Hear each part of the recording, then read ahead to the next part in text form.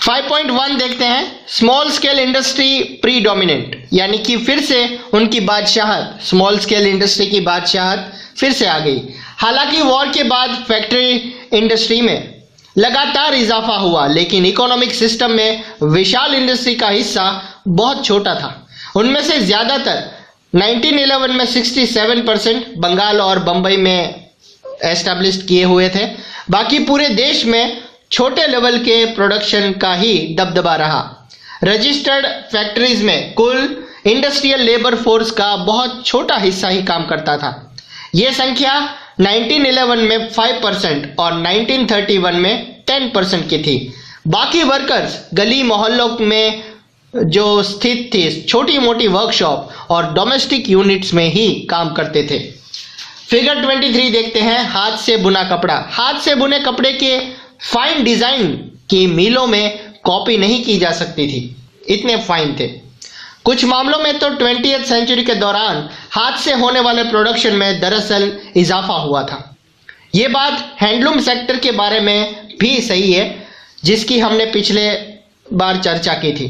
Cheap machine made ने 19th century में spinning industry को खत्म कर दिया था, लेकिन तमाम प्रॉब्लम के बावजूद वीवर अपना ट्रेड किसी तरह चलाते रहे। 20th सेंचुरी में हैंडलूम पर बने कपड़े के प्रोडक्शन में लगातार सुधार हुआ। 1900 से 1940 के बीच ये 3 गुना हो चुका था। ऐसा कैसे हुआ? इसके पीछे आंशिक रूप से टेक्नोलॉजिकल चेंजेस का हाथ है। अगर लागत में बहुत ज्यादा इजाफा ना हो और प्रोडक्शन बढ़ सकता हो तो हाथ से काम करने वालों की नई टेक्नोलॉजी अपनाने में कोई परेशानी नहीं थी।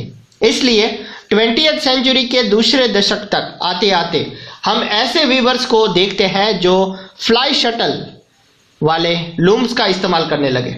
इससे कारीगरों की प्रोडक्शन क्षमता बढ़ने लगी, प्रोडक्शन तेज हुआ और लेबर की डिमांड में भी कमी आ गई। 1941 तक इंडिया में 35% से ज्यादा हैंडलूम्स में फ्लाई शटल लगे होते थे। ट्रावेनकोर, मद्रास, मैसूर, कोचीन, बंगाल एटसेट्रा क्षेत्र में तो ऐसे हैंडलूम 70 से 80% तक थे। इसके अलावा भी कई छोटे छोटे सुधार किए गए, जिनसे वीवर्स को अपनी प्रोडक्टिविटी बढ़ाने और मिलों से मुकाबला करने में मदद मिली। न्यू वर्ड्स देखते हैं, फ्लाई शटल। यह रस्सियों और पुलियों के जरिए चलाने वाला एक मैकेनिकल औजार है, जिसका वीविंग के इस्तेमाल में किया जाता है। यह हॉरिजॉन्टल धागे कॉल्ड द वेफ्ट को वर्टिकल धागे कॉल्ड द वाफ्ट में पिरो देती है। फ्लाई शटल के इन्वेंशन से वीवर्स को बड़े लूम्स चलाना और वाइड पीस ऑफ क्लॉथ बनाने में काफी मदद मिली। मिलों के साथ कंपटीशन का या मुकाबला कर पाने के मामले में कुछ वीवर औरों से बेहतर स्थिति में थे। वीवर्स में से कुछ मोटा कपड़ा बनाते थे, जबकि कुछ फाइन किस्म के कपड़े बनाते थे। मोटे कपड़े को मुख्य रूप से गरीब ही खरीदते थे। उसकी डिमांड में भारी उतार चढ़ाव आते थे। खराब फसल और अकाल के दरमियान जब ग्रामीण गरीब, रूरल पुअर के पास खाने को भी कुछ नहीं होता था और कैश इनकम के कोई भी रिसोर्स नहीं होते थे, तब वो कपड़ा नहीं खरीद सकते थे। बेहतर किस्म के कपड़े की डिमांड रिच लोगों में ज्यादा थी, उसमें उतार चढ़ाव कम आते थे। जब गरीब भूखे मर जाते हैं, तब भी अमीर ये कपड़ा खरीद सकते हैं। अकालों से बनारसी या बालूचुरी साड़ियों की बिक्री पर असर कोई नहीं पड़ा। वैसे भी जैसा कि आप देख चुके हैं कि मिल विशेष प्रकार की बुनाई की नकल नहीं कर सकते। बुने हुए बॉर्डर वाली साड़ियां या मद्रास के बहुत ही फेमस लुंगियों की जगह ले लेना मिलों के लिए बिल्कुल आसान नहीं था। ऐसा भी नहीं है कि 20th सेंचुरी में भी प्रोडक्शन बढ़ाते जा रहे वीवर्स और दूसरे क्राफ्ट पीपल को हमेशा फायदा ही हो रहा था। उनकी जिंदगी बहुत कठोर थी, उन्हें दिन रात काम करना पड़ता था। अक्सर पूरा परिवार, बच्चे, बूढ़े, औरतें प्रोडक्शन के किसी न किसी काम में हाथ बढ़ाते रहते थे। लेकिन ये फैक्ट्रीज के एज में पास्ट के अवशेष भर नहीं जाते। उनका जीवन और लेबर इंडस्ट्रियलाइजेशन की प्रोसेस का एक अभिन्न हिस्सा था। फिगर 24 देखते हैं। इंडिया में बड़े पैमाने के इंडस्ट्री वाले इलाके, 1931 का ये पिक्चर में बने सर्कल्स अलग अलग क्षेत्र में इंडस्ट्री के आकार को इंडिकेट करते हैं। अब इस चैप्टर का last point market of goods, ये देख लेते हैं। हम देख चुके हैं कि किस तरह ब्रिटिश मैन्युफैक्चरर्स ने इंडियन मार्केट पर कब्जे के लिए प्रयास किया और किस तरह इंडियन वीवर्स और क्राफ्टमैन, ट्रेडर्स और इंडस्ट्रियलिस्ट ने कॉलोनियल कंट्रोल का विरोध किया। इंपोर्ट टैक्स सुरक्षा के लिए डिमांड उठाई, अपने लिए जगह बनाई और अपने माल के मार्केट को फैलाने का प्रयास किया। जब नई चीजें बनती रही तो लोगों को उन्हें खरीदने के लिए प्रेरित भी करना पड़ता है।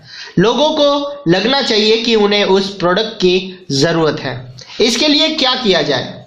न्यू कंज्यूमर यानी कि नए कस्टमर पैदा करने का एक तरीका एडवर्टाइजमेंट का है।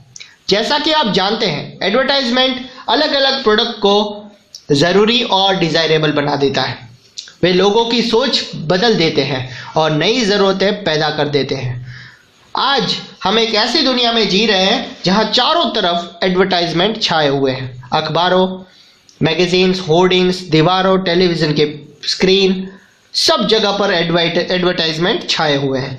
लेकिन अगर हम हिस्ट्री में पीछे मुड़कर देखें तो पता चलता है कि इंडस्ट्रियलाइजेशन की शुरुआत से ही एडवर्टाइजमेंट ने अलग अलग प्रोडक्ट के मार्केट को फैलाने में और एक नई कंज्यूमर कल्चर रचने में अपनी बहुत अहम भूमिका निभाई है।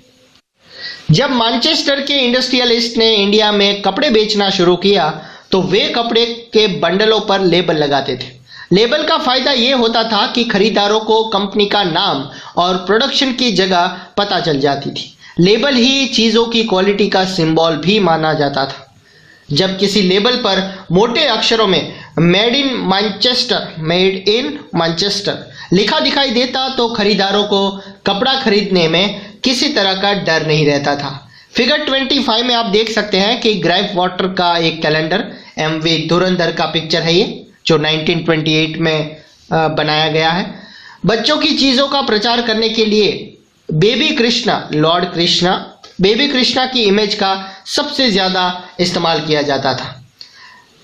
फिगर 26 में देखते हैं कि मैनचेस्टर के लेबल 20th सेंचुरी की शुरुआत इंपोर्टेड क्लोथ के लेबलों पर कई सारे असंख्य इंडियन गॉडेस यानी कि देवी देवताओं जैसे कि कार्तिक, लक्ष्मी, सरस्वती को ड्राइंग किया जाता था, जो रिलेटेड चीज़ों की क्वालिटी को दर्शाने का प्रयास करता था। फिगर 26 देखते हैं कि मैनचेस्टर के लेबल पर महाराजा रंजीत सिंह का पिक्चर है। प्रोडक्ट के प्रति सम्मान पैदा करने के लिए हिस्टोरिकल फिगर्स का भी इस्तेमाल किया जा रहा था। लेबलों पर सिर्फ शब्द और अक्षर ही नहीं होते थे, उन पर तस्वीरें भी बनाई जाती थी जो अक्सर बहुत खूबसूरत होती थी। अगर हम पुराने लेबलों को देखें तो उनके मैन्युफैक्चरर्स की सोच, उनके हिसाब किताब और लोगों को अट्रैक्ट करने के उनके तरीकों का अंदाज़ा लगाया जा सकता है।